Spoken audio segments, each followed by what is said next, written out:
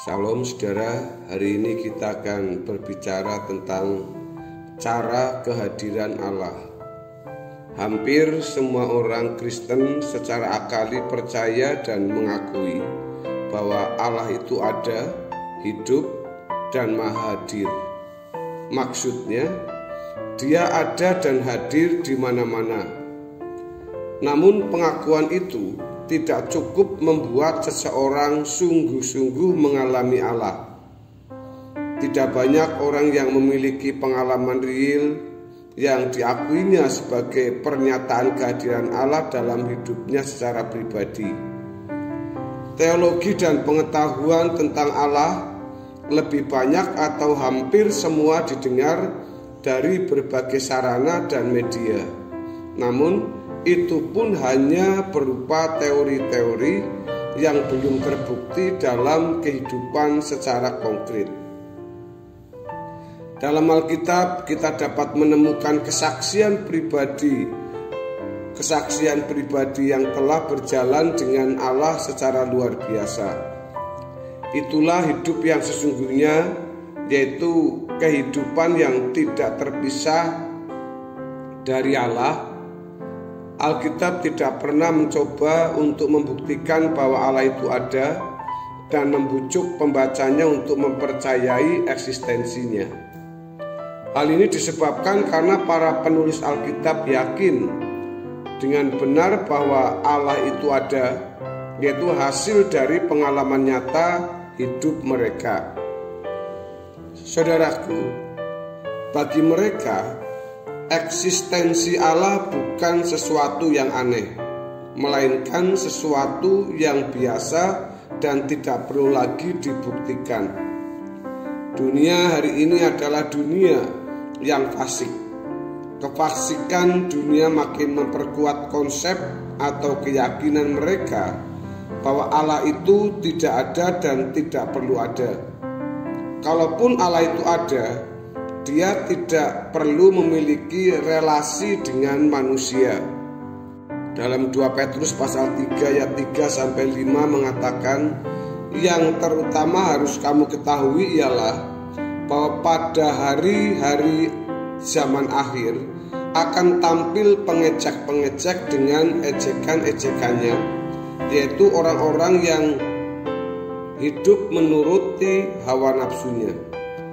Kata mereka, di manakah janji tentang kedatangannya itu? Sebab sejak bapak-bapak leluhur kita meninggal, segala sesuatu telah seperti semula pada waktu dunia diciptakan. Mereka sengaja tidak mau tahu bahwa oleh firman Allah, langit telah ada sejak dahulu, dan juga bumi yang berasal dari air dan oleh air. Juga disebutkan dalam Mazmur pasal yang ke-14 ayat 1-3 untuk pemimpin biduan dari Daud. Orang bebal berkata dalam hatinya, tidak ada Allah. Busuk dan jijik perbuatan mereka, tidak ada yang berbuat baik. Tuhan memandang ke bawah dari surga kepada anak-anak manusia untuk melihat apakah ada yang berakal budi dan yang mencari Allah. Mereka semua telah menyeleweng, semuanya telah bejat, tidak ada yang berbuat baik, seorang pun tidak. Itulah sebabnya Paulus mengingatkan bahwa hari-hari ini adalah jahat. Di dalam Efesus pasal yang ke-15 ayat 15 sampai ayat yang ke-17. Banyak orang berpikir bahwa manusia dapat berdiri sendiri dan hidup tanpa Allah. Pengaruh semacam ini tanpa terasa telah membentuk jiwa dan kepribadian banyak orang, termasuk sejumlah besar orang Kristen. Saudara, itulah sebabnya dapat ditemui ada banyak orang Kristen yang hanya beralah pada hari Minggu atau sementara berbakti di gereja. Di luar hari Minggu atau di luar hari kebaktian atau ibadah, mereka hidup kembali seperti anak-anak dunia yang tidak beralah atau bertuhan. Para penulis Alkitab oleh ilham roh memaparkan eksistensi Allah tanpa ada unsur keraguan-raguan sama sekali. Mereka begitu yakin bahwa Allah itu adalah suatu realitas yang tidak terbantahkan. Hal ini bisa terjadi sebab para penulis Alkitab benar-benar telah mengalami kehadiran Allah dalam pengalaman rohani atau pengalaman hidup secara konkret bagi mereka. Mereka tidak pernah membuktikan bahwa Allah itu ada, sebab mereka telah mengalami pribadi Allah itu sendiri. Allah adalah Allah yang transenden, tetapi sekaligus juga adalah Allah yang imanen. Karenanya dia dapat dikenali. Namun, pengenalan akan Allah itu adalah pengenalan yang terbatas. Sebab Allah yang transenden, yang nun jauh di sana, tidak bisa dipahami secara sempurna atau sepenuhnya oleh rasio manusia yang terbatas. Allah adalah Allah yang transenden. Maksudnya, Allah adalah Allah yang melampaui segala akal dan pengalaman, yaitu secara empiris. Hikmat dan kebijaksanaannya tidak terduga oleh akal manusia dan tidak dapat diselami secara sempurna oleh makhluk manapun. Namun demikian, dalam eksistensinya yang transenden tersebut, dia berkenan menyatakan dirinya sebagai manusia, dapat mengenalnya. Dengan pengenalan yang ada, manusia dapat berinteraksi dengan Allah karena dia imanen. Dalam pernyataannya yang ditulis dalam Alkitab dan terbukti dalam sejarah bahwa Allah adalah Allah yang berpribadi. Dia bukanlah sekumpulan doktrin dan sejumlah penjelasan. Ia bukanlah sekadar tenaga aktif yang secara mekanis bergerak, melainkan ia adalah Allah yang berpribadi. Maksud berpribadi di sini adalah bahwa Allah adalah Allah yang memiliki integritas sebagai oknum yang berkehendak, berperasaan, dan berpikir. Dia memiliki kesadaran sebagai pribadi yang dapat berkomunikasi dengan pribadi lain, dalam hal ini manusia yang diciptakannya. Oleh sebab itu, umat harus memperlakukan Allah sebagai pribadi pula. Di dalam Nahum pasal 1 ayat 1 sampai ayat yang ke-7, di sini mengatakan ucapan ilahi tentang Niniwe. Kitab Penglihatan Nahum orang Elkos. Tuhan itu Allah yang cemburu dan pembalas. Tuhan itu pembalas dan penuh kehangatan amarah.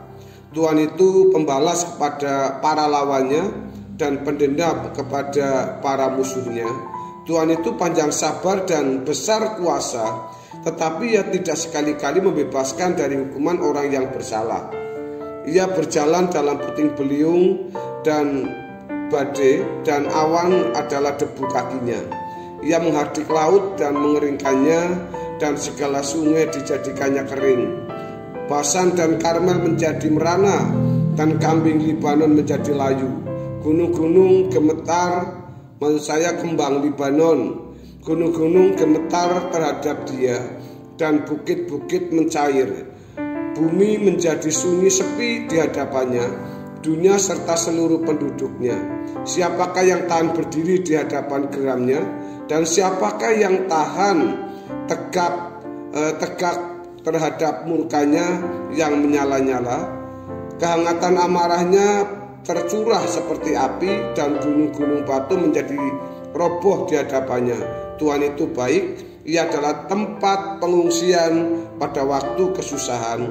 Ia mengenal orang-orang yang berlindung padanya.